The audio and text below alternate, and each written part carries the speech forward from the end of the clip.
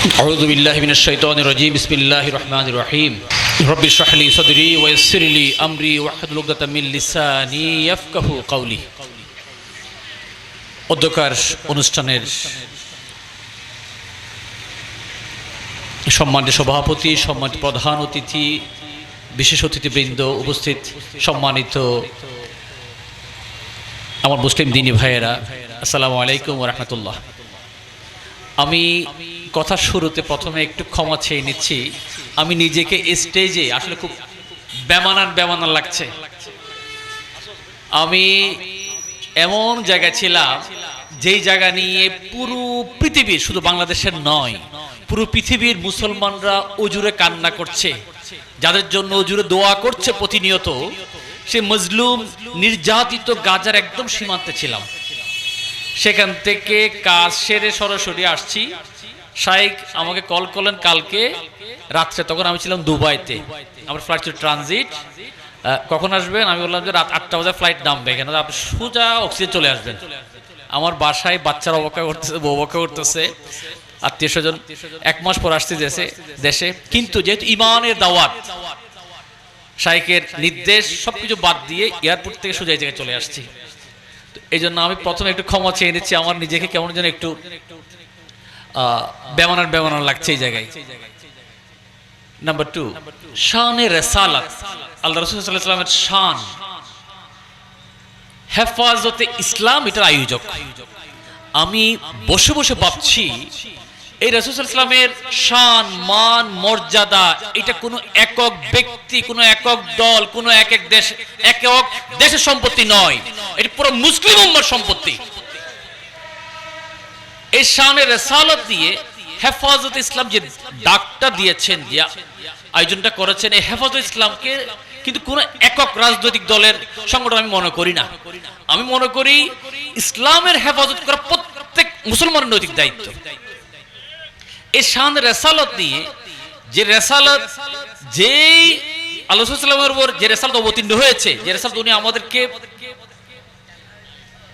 জানিয়েছেন, পৌঁছিয়েছেন, তার প্রধান যে কোরআন, আজকে 2-1 দিন ধরে দেখছি এই কোরআন, যে কোরআন আমরা যখন পড়ি, আমাদের মধ্যে যারা খুশু খুজু, যারা একটু আল্লাহর দিকে তাওয়াজ্জু করে, ওনারা মনে করেন এই কোরআনটা আল্লাহর পক্ষ থেকে অবতীর্ণ হয়েছে। সেই কোরআন, যে কোরআন প্রিয় হাবিব সাল্লাল্লাহু আলাইহি ওয়াসাল্লাম নিজে তেলাওয়াত করেছেন, যে কোরআন প্রিয় হাবিব সাল্লাল্লাহু আলাইহি ওয়াসাল্লামের মুখে বের হওয়ার পর ওরা সাহাবীগণ শিখেছেন, ওরা সাহাবীগণ থেকে তাবিগণ শিখেছেন, তাবিগণ শিখেছেন।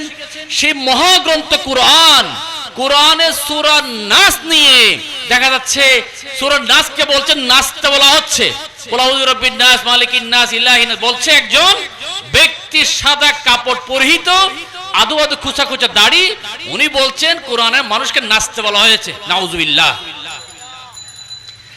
এবং সেই আবুল সরকারকে যখন অ্যারেস্ট করা হলো, তখন বাংলাদেশের কিছু প্রগতিশীল নামদারি ব্যক্তি এগিয়ে এসেছে। আমি অবাক হইনি যখন দেখলাম মশাল মিছিল বের করেছে, এবং প্রথম আলো সে মশাল মিছিলের লাইভ করছে। আবুল সরকারকে মুক্তি দেওয়ার মশাল মিছিল লাইভ করছে কি? প্রথম আলো। যোগাযোগ কার সাথে? বুঝা যাচ্ছে। সো আজকে শানে রিসালাত, যে কোরআন আমাদের উপর অবতীর্ণ হয়েছে, এবং এই ব্যক্তি আবুল সরকার, আপনারা সকলেই জানেন, ইতিমধ্যে মিডিয়ার মাধ্যমে আপনারা জেনেছেন, আমাদের স্বয়ং সৃষ্টিকর্তাকে নিয়ে এমন কটূক্তি করেছে যেগুলো আমার মুখের বলার ভাষা নাই। নাউজুবিল্লাহ। এবং এমন কথা বলেছে যেটা দেখা যাচ্ছে, আমি একটু চিন্তা করে দেখলাম, এই কথা হিন্দুদের কথা। আবুল সরকার বলছে আল্লাহ কেন একজন? আবুল সরকার বলছে আল্লাহ কেন একাধিক হইল না? উনি উদাহরণ দিচ্ছেন, দরবারে যদি খেলাফত পায়, খেলাফত যদি একাধিক ব্যক্তি পায়, দরবারের তো মান সম্মান কমে না, বাড়ে। আল্লাহ যদি 100 না হয়, 200 আল্লাহ হইতো, তাহলে মান সম্মান আরো বাড়তো। নাউজুবিল্লাহ। অর্থাৎ হিন্দুরা যে ধরনের শত শত দেবদেবীর তারা পূজা করে, সে একই সুরে কথা বলছে কে? মুসলিম নামদারি আবুল সরকার। এই আউল বাউল এদেরকে আমরা প্রকাশ্যে জানিয়ে দিতে চাই, বাংলাদেশের মুসলমান অসাম্প্রদায়িক দেশে বাস করি আমরা। হিন্দু ধর্ম আপনি পালন করেন, কোনো অসুবিধা নাই। খ্রিস্টান ধর্ম পালন করেন, কোনো অসুবিধা নাই। প্রয়োজন আমাদের মুসলিম ভাইয়ের তাদেরকে তাদের উপর কোনো আঘাত আসলে আমরা তাদেরকে প্রয়োজন হেফাজত করব। কিন্তু মুসলিম হয়ে কিংবা নাস্তিক নাম ধারণ করে মুসলমানের বিরুদ্ধে, আমাদের স্বয়ং স্রষ্টাকর্তার বিরুদ্ধে, কোরআনের বিরুদ্ধে আপনি অকথ্য কথা বলে যাবেন আর আমরা চুপ করে থাকবো, এটা হতে পারে না। আমি মাননীয় প্রধানমন্ত্রী মহোদয়ের বিরুদ্ধে দৃষ্টি আকর্ষণ করছি। দেখলাম এই আউল বাউলকে কে না কারা মেরেছে, ওদেরকে ধরার জন্য কঠোর ব্যবস্থা নিয়েছে পুলিশ। আমি প্রেস সচিব শফিকুল ইসলাম ভাইয়ের দৃষ্টি আকর্ষণ করছি, আপনি এদেরকে ধরার জন্য যে ব্যবস্থা নিয়েছেন, ব্যবস্থা নিয়ে তো দরকার ছিল না। আপনি এটা তো মূলেই সমূলে মূলোৎপাটন করে দিতে পারতেন। যে মুহূর্তে আপনি ইসলামের বিরুদ্ধে 92% যেখানে মুসলিম আল্লাহর বিরুদ্ধে কথা বলছে, সাথে সাথে ধরে জিহ্বাটা কেটে দিতেন, তাহলে সবার সাক্ষী হয়ে যেত, আর কেউ কথা বলার সুযোগ পাইতো না। ঢাকার মধ্যে মোবাইল চোর একটা ধরা পড়ছে, পত্রিকার হেডিং করেছে বাউল নিয়ে, বাউল সন্দেহে তাকে এই ব্যক্তি মারধর করা হয়েছে। অর্থাৎ এইটা পুরোপুরি আমি প্রধানমন্ত্রী মহোদয়ের প্রতি বিনীত দৃষ্টি আকর্ষণ করছি, আগামী নির্বাচনকে বানচাল করার জন্য বিভিন্নভাবে শত্রুরা লেগে আছে। সেখানে এখানে এই আউল বাউল দিয়ে কিছু কথা বলাবে, প্রথম আলোর মতো এই পত্রিকাগুলো লাইভ করবে, নিউজ করবে, এই বন্দর আন্দোলন হবে, বিভিন্ন ধরনের এই নির্বাচন বানচাল করার জন্য যারা যারা আছে তারা এই আন্দোলনগুলোতে শরিক হবে। আন্দোলনগুলোর সামনের সারির চেয়ে পিছন সারি দেখবেন সেই ব্যক্তিরা যারা দেশে শান্তি চায় না। সো আমরা বিরুদ্ধ দৃষ্টি আকর্ষণ করব, এই আউল বাউল সরকারের বিরুদ্ধে আন্দোলনকারীদেরকে অ্যারেস্ট না করে আউল বাউল সরকারকে বলে দেন, তোমরা যদি আলাদা ধর্ম করো, আলাদা ধর্ম নাম দিয়ে আলাদা করো।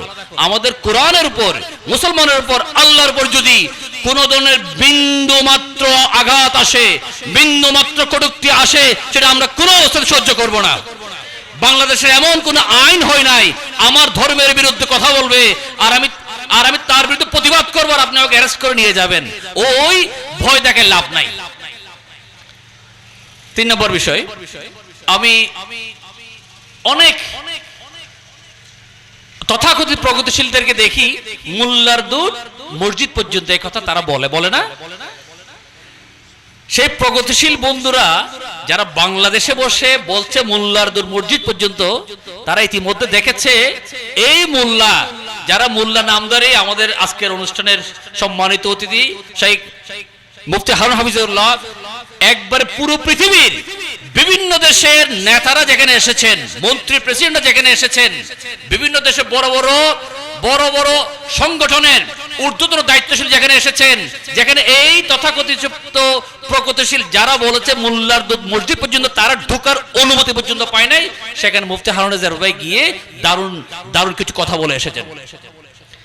বলছিলাম জাতীয় সংঘের বিষয়, আমরা জাতীয় সংঘের সমস্ত নীতিমালা সাপোর্ট করি না, কিন্তু জাতীয় সংঘ যেহেতু পৃথিবীতে একটা নেতৃত্ব দিচ্ছে, সেই জাতীয় সংঘতে গিয়ে আমাদের যে অবস্থান, আলহামদুলিল্লাহ সেই সফরে আমরা ছিলাম ইনশাআল্লাহ 3 জন, এবং আমরা বুঝতে পেরেছি এটা বলার কোনো অবকাশ রাখে না।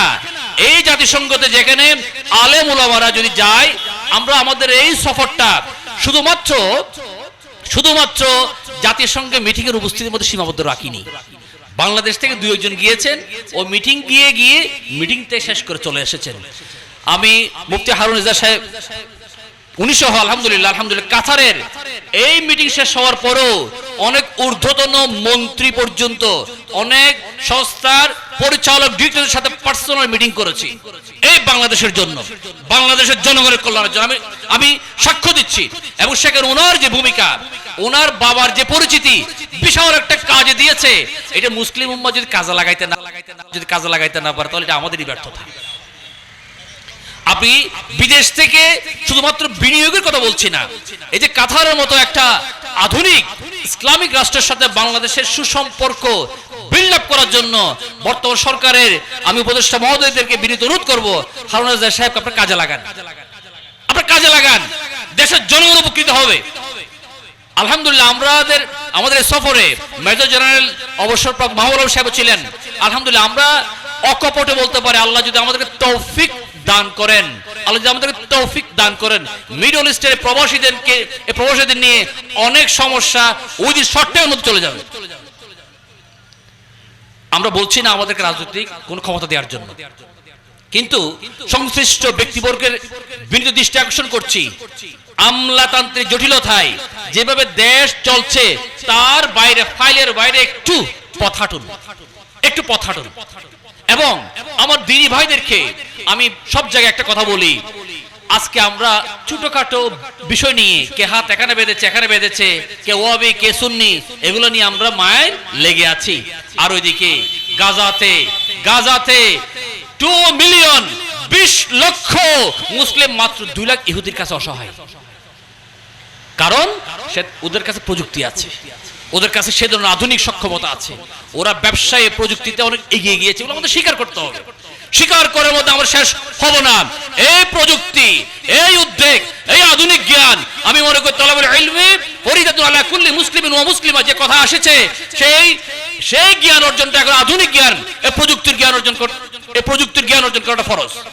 হাফিজুল ইসলাম ওই সময় বলেছিলেন যুদ্ধ চালানো শিক্ষা দেওয়ার জন্য, তরবারি চালানো শিক্ষা দেওয়ার জন্য। এখন তরবারির যুগ নয়, এখন হচ্ছে আধুনিক প্রযুক্তির যুগ। কিভাবে আপনি এখান থেকে আধুনিক প্রযুক্তি মিসাইল নিক্ষেপ করবে, রকেট পড়বে, সেই প্রযুক্তি আমাদের শিখতে হবে।